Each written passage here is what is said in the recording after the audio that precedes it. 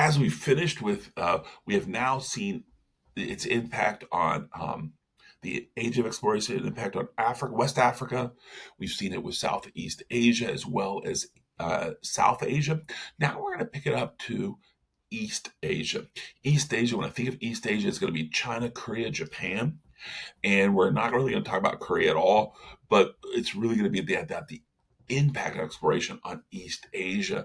And once again, we're going to see merchants. This is primarily economic, not political or militarily, as we will see later. But China, in the 15th century, Ming China was the greatest civilization in the world. They had all of the wealth. They had the silk, spices, porcelain. They had significant wealth. And I want to point out that they had their own age of exploration. Here we see Admiral Zheng Ho. He led several naval expeditions that reach as far as East Africa. There is some history out there, and again, I don't know how credible it is, but there is a beginning developed over the last 20 years an argument that maybe he reached all the way to Europe, maybe he's reached all the way to the Americas. But everything I've heard about the documented history we see is really going to be about this 15th century, about him impact going out and exploring in these areas. And here you see a map that I think is a pretty good map that really illustrates that. And I always ponder this question: what would have happened if China had found a new route to Europe? Remember, the whole point of the European age discovery is to go find a new route to Asia. What happens if China had done it first? The hegemony or leadership clearly probably would have changed. Or what happens if China had discovered America? In today's world, China has a population crisis. What would have happened if they had developed colonies, population outlets in the western part of the North and South America? The world history would have been different. Unfortunately for Ming China, this is not going to have happened because the Ming Dynasty really brought an abrupt end to it as invaders from the north began to happen. They actually rejected all elements of exploration, and they actually even burned their junks. There are these great ships that were built for these voyages. No longer are they thinking about outside; they're now worried about the stability of their empire. And the Ming Dynasty will really embrace a fundamental version called Confucianism. And when I say Confucianism, Confucianism is a very broad philosophy. Some people have turned it into a religion. I will let you guys, cover that in your IB World Religions if you want to do that element. But I just want to point out part of the Ming Dynasty's attachment to this Confucian, this philosophy, was it really painted China as the perfect group of people, a perfect civilization, and really preached the outside world was corrupt and evil. And the reason the Ming most likely did this is they wanted to prevent their biggest and brightest of people to try to expand out. The Ming Dynasty wanted to kind of dig in and begin to define themselves as the perfect culture and resist outsider invasions.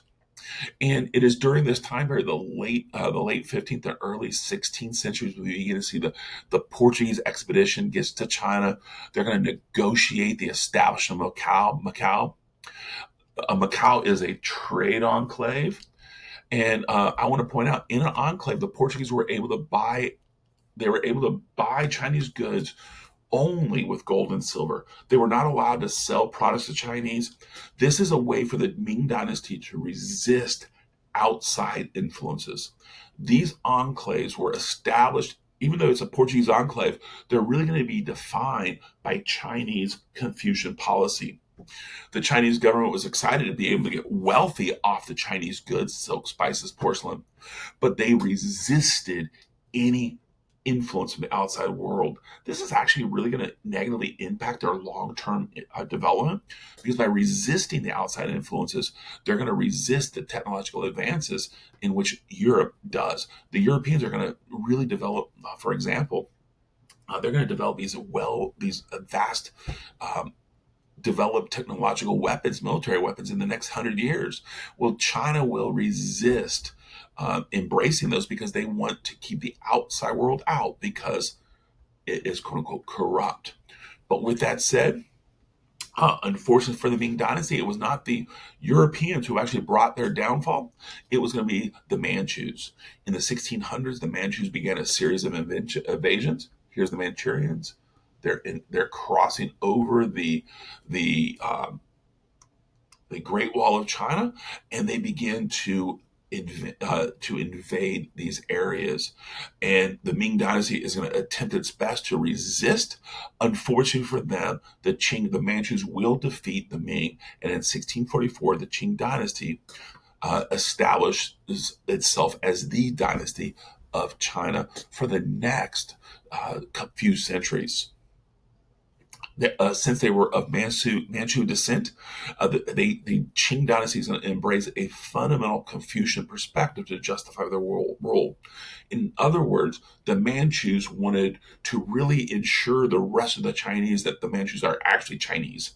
And by really embracing this very fundamental perspective, they're going to continue and really exaggerate the policy of the Ming, which means they're going to reject all European products and technology.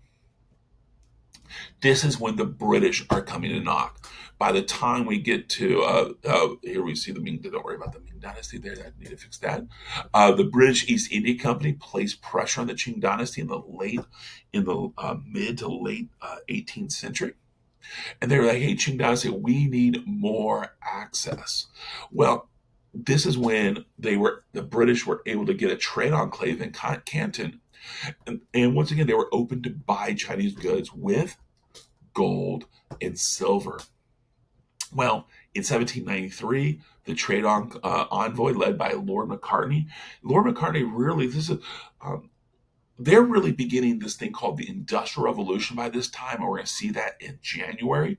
But they're going to really begin this Industrial Revolution. They're producing significant amounts of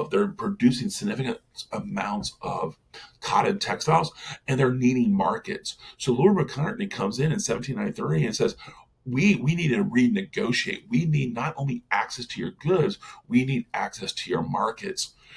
This is when the Qing Dynasty rejected that, and this is where Spivogle's quote, "The Chinese would later pay for the rejection of this British request," because this is in 1793. Within 40 years, we're going to see China is going to begin its rapid decline. The Qing Dynasty is really becoming weaker and more corrupt. At the exact same time, the British were becoming economically the most dominating area in the world. And what happens here, we're going to see it absolutely diminish and be devastated. But for our lesson, I do want to point out Lord Macartney's here. It just kind of gives you that vibe of what's happening. Both the Ming and Qing dynasties rejected any real allowance of British and European goods inside there, and that's going to create a trade war. And that's where we go. And I do like this map, even though it's a little dated, I've realized that. But this is the area of the great enclaves. Canton and Macau. Macau remained Portuguese all the way to 1999, and Canton is located really, really close to Hong Kong, if you know what that is. If not, we'll see it later. And that's going to bring us here